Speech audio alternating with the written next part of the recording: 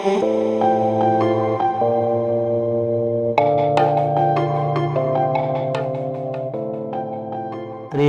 ദൈവത്തിന് മഹത്വമുണ്ടായിരിക്കട്ടെ. വീണ്ടും പ്രഭാതത്തിലേക്ക് ഏവർക്കും സ്വാഗതം. യോഹന്നാന്റെ സുവിശേഷം 9-ാം അധ്യായം അതിൻ്റെ 2-ാം വാക്യം. അവൻ്റെ ശിഷ്യന്മാർ അവനോട്, റബ്ബി, ഇവൻ കുരുടനായി പിറക്കത്തക്കവണ്ണം ആർ പാപം ചെയ്തു, ഇവനോ ഇവൻ്റെ അമ്മയപ്പന്മാരോ ചോദിച്ചു. വളരെ സുപരിചിതമായൊരു വേദഭാഗമാണ്. പിറവിയിലെ കുരുടനായൊരു മനുഷ്യനെ കണ്ടുകൊണ്ട് ശിഷ്യന്മാർ കർത്താവിനോട് ചോദിക്കുകയാണ്, ഈ മനുഷ്യൻ കുരുടനായി പിറക്കുവാൻ എന്താണ് കാരണം? ഇതേ ചോദ്യം മീകൾ എന്നൊരു കൊച്ചു പെൺകുട്ടി അവളുടെ അമ്മയോട് ചോദിക്കുന്നുണ്ട്. മീകളുടെ ഒരു പ്രത്യേകത എന്ന് പറയുന്നത്, മീകളിന് മൂത്ത 2 സഹോദരങ്ങളുണ്ട്. അവരുടെ ഇരട്ടകളാണ്. ആ ഇരട്ട സഹോദരങ്ങളും ഇവളും തമ്മിൽ 10 വയസ്സിന് വ്യത്യാസമുണ്ട്. ഇവരുടെ അപ്പൻ കുഞ്ഞിലേ മരിച്ചു പോയതാണ്. ഇവരുടെ അമ്മയുടെ ആ ചെറിയ വരുമാനം കൊണ്ടാണ് ഇവർ കഴിഞ്ഞു കൂടുന്നത്. അങ്ങനെ അവർ 4 കുടുംബ സന്തോഷത്തോടെ കഴിഞ്ഞു പോവുകയാണ്. ഈ 10 വയസ്സുള്ള മിടുക്കി മീകൾ ഒരു വർണ്ണശലഭത്തെ പോലെ സ്കൂളിലും സൺഡേ സ്കൂളിലും പള്ളിയിലുമൊക്കെ ഇങ്ങനെ പാടിപ്പറന്ന് കിടക്കുകയാണ്. അവളെ എല്ലാവർക്കും വളരെ ഇഷ്ടമാണ്. അവിടെ അയൽവക്കത്തും സമീപ പ്രദേശങ്ങളിലൊക്കെ അതിലെ പോയാൽ അവളോട് സംസാരിക്കാതെ ആരും പോകത്തില്ല. അത്രമാത്രം ഹൃദ്യമാണ് അവളുടെ സംസാരം. അവളെ അത്രമാത്രം ഇഷ്ടമാണ്, അത്രമാത്രം കുസൃതി കൊടുക്കുകയാണ്. ഇങ്ങനെ സന്തോഷത്തോടെ പോകുമ്പോഴാണ് ഒരു ദിവസം സ്കൂളിൽ വെച്ച് അവൾക്ക് വളരെ ഒരു ദേഹാസ്വാസ്ഥ്യം ഉണ്ടാകുന്നു. അവൾ മയങ്ങി വീഴുന്നു. അത് കഴിഞ്ഞിട്ട് ഹോസ്പിറ്റലിൽ കൊണ്ടുപോയി. അത് കഴിഞ്ഞ് ഇങ്ങനെയുള്ളൊരു ക്ഷീണം വീണ്ടും വന്നപ്പോൾ ഡോക്ടർമാർ അവളെ ഒരു വിദഗ്ധ പരിശോധനയ്ക്ക് വിധേയമാക്കി. അപ്പോൾ ഇങ്ങനൊരു സാധ്യത പറഞ്ഞു, രക്താർബുദമാകാനുള്ള സാധ്യതയുണ്ട് എന്ന് പറഞ്ഞു. പിന്നെ അതുകൊണ്ട് വലിയൊരു ആശുപത്രി കൊണ്ടുപോയി പരിശോധിച്ചു.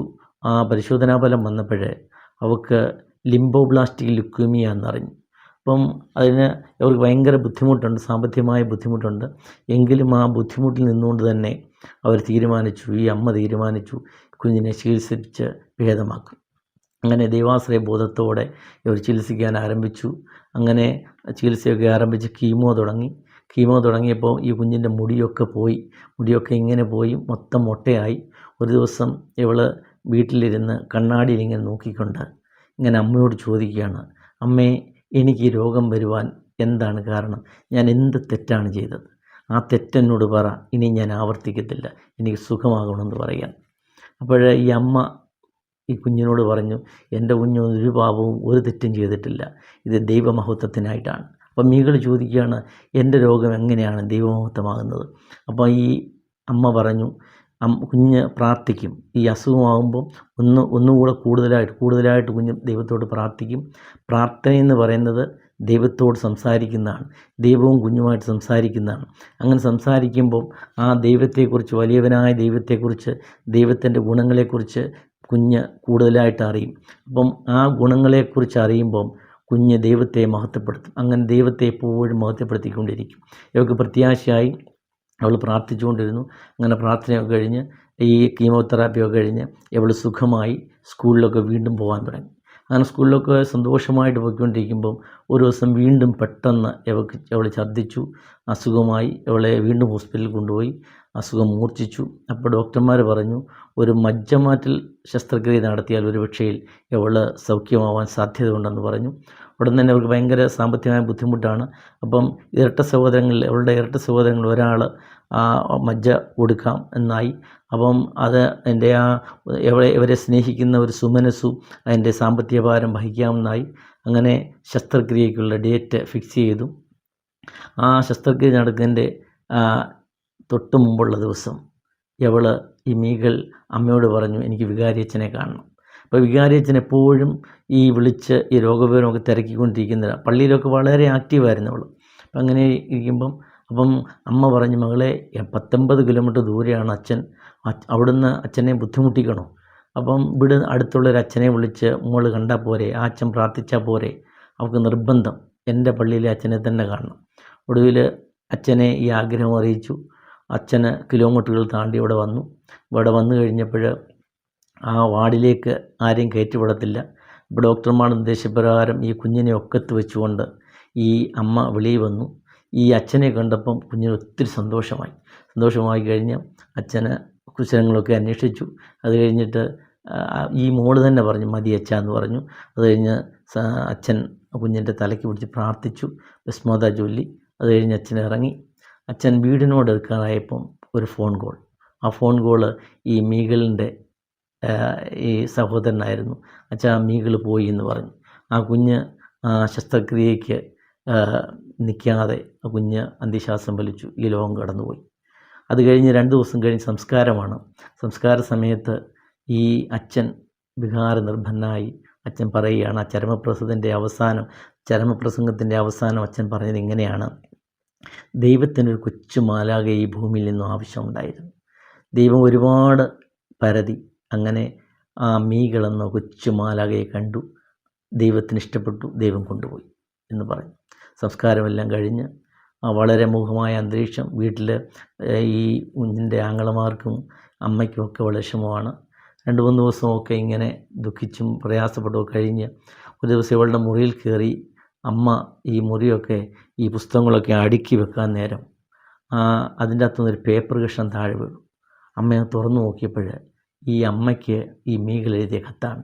അതിനകത്ത് എഴുതിയിരിക്കുന്നത് ഇങ്ങനെയാണ്: പ്രിയപ്പെട്ട അമ്മയെ എനിക്ക് ഒത്തിരി ഇഷ്ടമാണ്.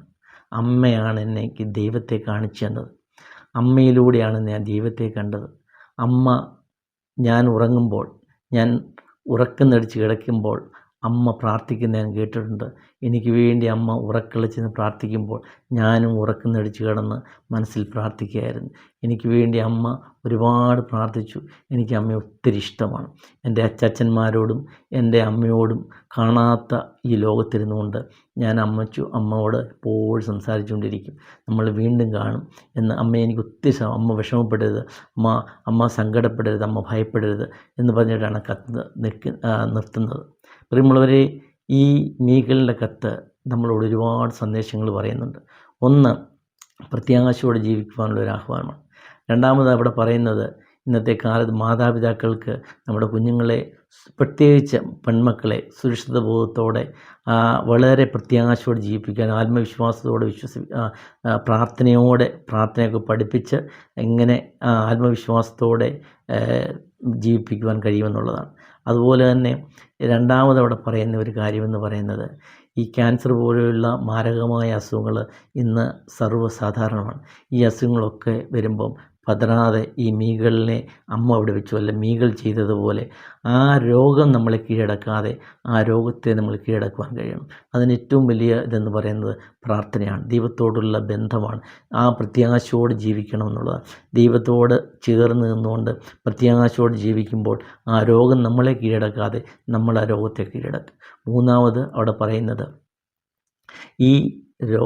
ഈ ലോകത്ത് രോഗം നമുക്ക് വന്നാലും ആരോഗ്യത്തോടെ എങ്ങനെയാണോ നമ്മൾ ജീവിച്ചിരുന്നത് അതുപോലെ തന്നെ നമ്മൾ ആ രോഗം വരുന്ന അവസ്ഥയിലും എങ്ങനെയാണോ ആരോഗ്യമുള്ള സമയത്ത് നമ്മൾ ജീവിച്ചത് അതുപോലെ തന്നെ ജീവിക്കാൻ പഠിക്കണം. ഒരു രോഗം വന്നാൽ അതിനെ ഫേസ് ചെയ്യുവാൻ, അതിനെ അഭിമുഖീകരിക്കുവാനുള്ള ത്രാണി ഉണ്ടാകണം. നാലാമത്, നമുക്ക് മരണം ഒരു യാഥാർത്ഥ്യമാണെന്നുള്ള അംഗീകരിക്കണം. ആ മരണത്തിനപ്പുറമുള്ള ഒരു ജീവിതത്തെക്കുറിച്ച് നമുക്ക് ബോധവാന്മാരാകണം.